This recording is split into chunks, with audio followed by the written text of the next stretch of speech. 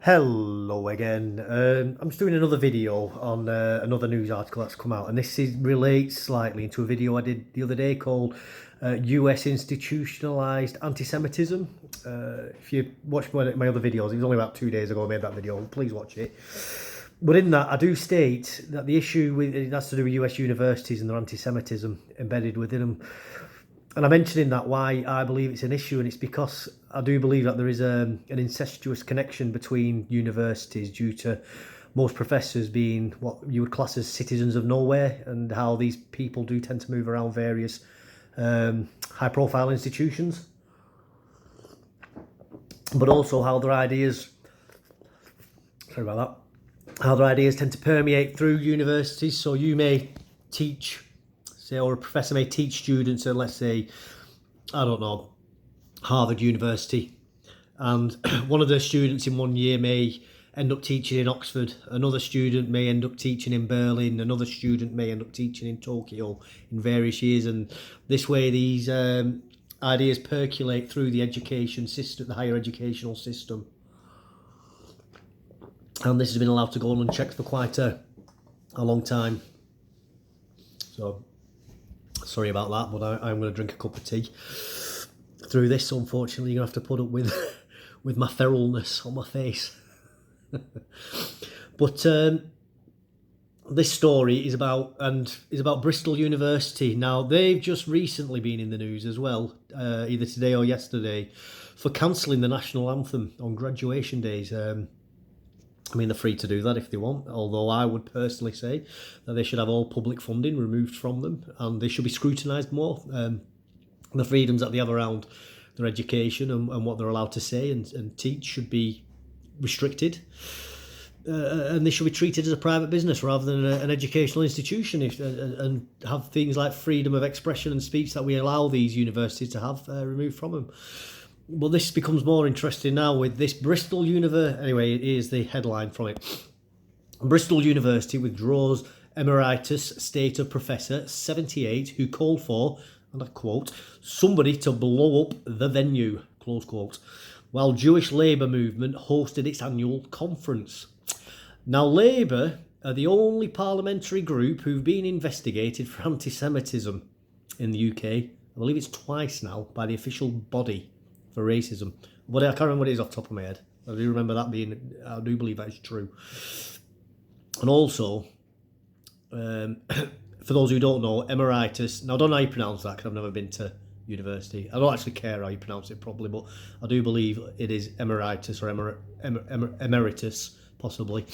What that means basically is somebody who's worked at a university for a long time, has retired, and because of the supposed good work they've done, they're given this honour, and I think it allows them to come back to the university to continue teaching. Now, into the story. A former Labour councillor, an Emeritus Professor who called for someone to blow up the venue where the Jewish Labour Movement is hosting its annual conference, has had her honorary status withdrawn. By the way, this is the first time I've read this article. So I do like how I've just said about Labour having an anti-Semitism problem, and then her being a former Labour councillor. That is rather telling, isn't it? In a now deleted tweet, Harriet Bradley, 78, who worked at Bristol University, reshared a poster advertising the event. The offensive post led to a furious backlash from a Jewish community, with the sociology professor, obviously going to be a sociology professor, teaching rubbish, who studied the inequalities of class, gender, ethnicity. Well, funnily enough, Jewish is under the UN article on ethnic, whatever it's called, being Jewish is an ethnicity in and of itself, which is why anti-Semitism is a type of racism, for those who don't know. Now, you can be religiously Jewish, so if I converted to Judaism, I would be Jewish, but I wouldn't be ethnically Jewish. Or to make it simpler, let's say Barack Obama converted to Judaism. He would be a Jewish black man or a Jewish African American. But you could have, for example, let's say the recently deceased Henry Kissinger. He was a Jewish man. Now, I don't know if he was religiously Jewish or not. But he could, for example, have been a Christian Jew. Now, I know to some people that might sound weird, but that would be like having a Christian African American. So you could be Jewish Jew, or you could be atheist Jew, as an example. So it is an ethnicity. So here we have somebody who's supposedly an expert on the inequalities of class, gender, and ethnicity, wanting to blow up people of a specific ethnicity and/or religion. Be reported to the police and her former employer. Now, I think they should be prosecuted under the Terrorism Act, and Keir Starmer, for those who don't know, he's the current head of Labour and will most likely be our next Prime Minister. He actually prosecuted somebody for making jokes about bombing places. So this is going to be very interesting to watch how this unfolds. The professor has since been reported to the police and had her emeritus status revoked. Even as Somerset police are reportedly investigating the matter as an incident of malicious communications. I mean, that is true. It does come under the Malicious Communications Act. Now, that is a very nebulous article. I'll probably do a video on that another time. But basically, anything people don't like that's sent as information via the interwebs can be classed as malicious communications. Again, I do think that this comes under terrorism myself, and I do think that this shows the two-tier policing that we have in the country, or the in-group preference to specific ideologies, and the hierarchy, not hypocrisy, really. So the fact that she's on the left has been Labour, and that she's done sociology, so they know that she'll have projected a particular type of ideology through university. She's been treated differently to, let's say, Stephen Yaxley Lennon, aka Tommy Robinson, who was arrested by the police in a pub simply because people didn't want him there, and he was pepper sprayed and handcuffed by 20 police officers.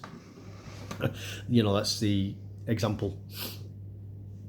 So, to find the rest of the story, a spokesperson for Bristol University said, "We can confirm that we have withdrawn the emeritus and honorary status of retired employee Professor Harriet Bradley with immediate effect." Well, that's fine. Let's find out, though, if there's anything else in this article where they say disavow what she's said. I'm doubting, although I will happily be proven wrong. I mean, I hope I'm proven wrong, because Bristol University is a quite prestigious place, and influences a lot of young minds, so I would like them to disavow it. Daniel Sugarman, who is Director of Public Affairs for the Board of Deputies of British Jews, responded, "I checked to see if this tweet was real. It is. I'm currently sitting in the building where Jewish Labour held their conference last year, so you can appreciate this is of some additional concern to me." Rightly so, because Islamist terrorism is a real thing in Britain, and bombings are a very, very real problem that we've had for a long, long time here. Not just from Islamists, but also from the likes of the IRA as well. So somebody threatening bombings is really, it's incitement to terrorism. And this person, and now you could say that, I don't know, Fat Steve, who goes to the Dog and Duck every day, doesn't have a job, and he's a bit of a thicko. You could probably excuse him for saying something stupid like that and not understanding the wider implications. This is a woman who's a professor at a university. She's supposed to be intelligent.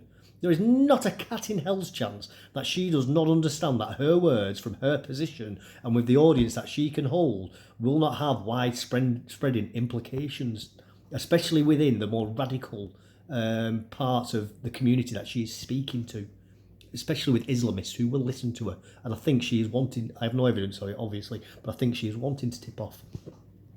The campaign against anti-Semitism told Mail Online that it had reported the professor to the police and asked for extra security for the event that is due to take place on January 14th in North London. It also called on Bristol University, who previously fired another professor amid allegations of anti-Semitism, to immediately sever all ties with the professor. So this university seems to have a recurring problem with anti-Semitism as well. Let's call it what it is. It's racism. I know we have this specific word for anti-Semitism, and there might be a lot of Jewish people who will start kicking off at me saying that's anti-Semitism, saying that anti-Semitism isn't blah, blah, blah. I don't care. It's racism. Plain and simple. That's what it is. Very specific type of racism, but it's racism. So Bristol University has a racism problem. The university said it is taking appropriate action and are deeply dismayed with the inflammatory comment. In 2021, Professor David Miller, a sociologist, another sociologist. Well, isn't that a surprise, everybody? Not to me, I'm being sarcastic for those who can't tell.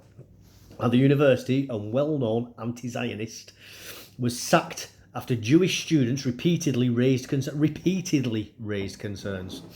A spokesperson for the group said, over the last 2 months, we've been warning repeatedly that calls for violent intifada would not go unheeded by extremists. That is correct. This is explicit call for a Jewish event to be bombed.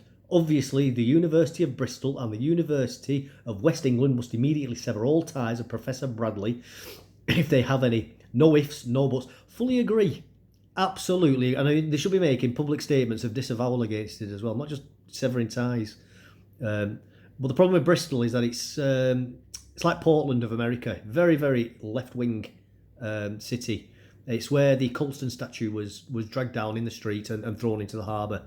For what you may think of that, again, that is public. Well, it was a riot, and the police just stood by and let it happen. So it's a town out of control, really. It's a city out of control in England. The Jewish Labour movement has also written to Bristol University claiming that the professor is going out of their way to indulge in anti-Jewish racism. Yep, it is anti-Jewish racism. I'm glad the Jewish Labour movement has said that. So that it says what I said before about anti-Semitism being a form of racism. It absolutely is. The letter said, this is an opportunity for your university to act with speed and certainty when it comes to dealing with anti-Semitism amongst its faculty and demonstrating a zero tolerance for anti-Semitism. So I want to add to that, with what I've been saying about anti-Semitism and racism, I'm not saying that we shouldn't use the phrase anti-Semitism, by the way. It's very, very useful to have incredibly accurate terminology to discuss these things in depth. You know, when you want to discuss, like if you want to specifically talk about problems Jewish people face, then the term anti-Semitism is great. But I do think it's also useful to say to use terms like racism as well when generally talking about it in relation to other things as well. You know, there's nothing wrong with bundling anti-Semitism into the term racism as well. You know, and I think we should also start using the word Anglophobic as well as a term against the indigenous population of England. Now, I'm not saying that we should include Celts into that. Maybe it could be used as like a tail into oppression of Britons. I suppose I can't, off the top of my head, I can't really think of a wider term for the other tribes of indigenous tribes of Britain. But I do think Anglophobia at least is a good starting point for that, for the general hatred that we're seeing against the British people and our cultures, values, and traditions. The letter said this is an opportunity for the university to act with speed and certainty when it comes to dealing with anti-Semitism among its faculty and demonstrating a zero tolerance for anti-Semitism. Sorry, I think I've just repeated that bit, haven't I? Does the university think Professor Bradley's conduct is what one would expect of someone on whom you have bestowed the honour of Emeritus Professorship? Well, I think it is, because I think the university are fully aware of her opinions and her actions, and I think it speaks more widely that she's been given that honorific of the university as a whole and the higher echelons of the faculty there and what that university actually stands for and what its unspoken principles are.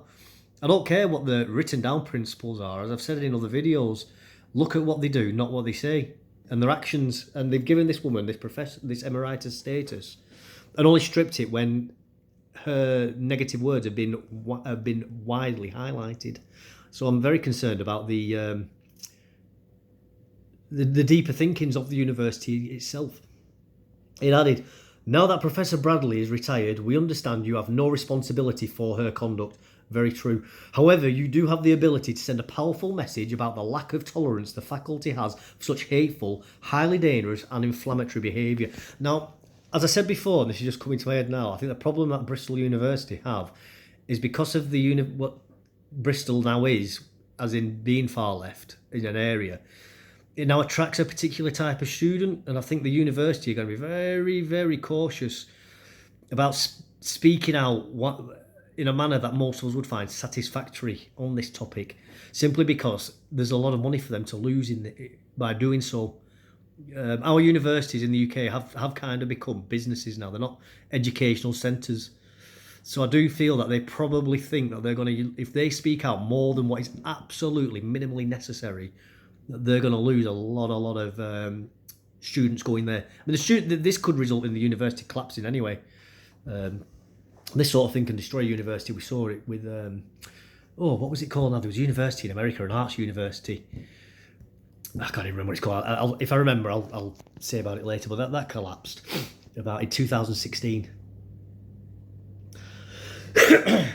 After 2 months of death threats, physical assault and verbal abuse, Jewish students know all too well that the rot in university faculties runs deep. Well, there we go. I mean, I've literally just said that. Oh, sorry, I just missed out a part. The Jewish called the university to take urgent action. Yeah. In a statement, the union said this morning an Emeritus Professor of Sociology at the University of Bristol encouraged her followers to blow up a Jewish conference next month. After 2 months of death threats, physical assault and verbal abuse, Jewish students know all too well that the rot in university faculties runs deep. Bradley told the Jewish Chronicle that the tweet was only banter, a joke, adding, I do realise now that it was in bad taste and would look to apologise to all those offended or frightened by it. I don't believe her. I genuinely do not believe that she was just saying it as banter. I absolutely do not accept that. I do believe that this woman has, and again, this is my pure opinion and it's speculation, I believe that it was not a dog whistle, I believe it was a nod and a wink to extremists under the guise of humour to do radical action. And this is what these people are. All these professors, these far-left professors, these far-left activists, they are revolutionaries. They see themselves as being modern-day Karl Marx and Lenin types. They are trying to create a socialist revolution in Britain. And that is what this is all about. It is about bringing in revolution. And they will lie, beg, borrow, cheat, steal, and do whatever they need to bring about the revolution and destroy Western countries, because they think that they will be the ones who will be running the show after it happens. They are dangerous, dangerous people. And that is what that is. That is a barefaced lie. And we need to, as a society, take this far more seriously. Mail Online has contacted Miss Bradley. The Met Police and even the Somerset Police Force have also been contacted. A University of Bristol spokesperson said, we are deeply dismayed by the inflammatory comment on social media by a former employee who has long retired and are taking appropriate action. Well, that's just legally speak for we're going to do the bare minimum to get away with what we can and try and brush this under the carpet, in my opinion. I don't agree with it, and I think these universities should be hauled over the coals and all those who work there. I'll put the link in the description below to this article that I've read from.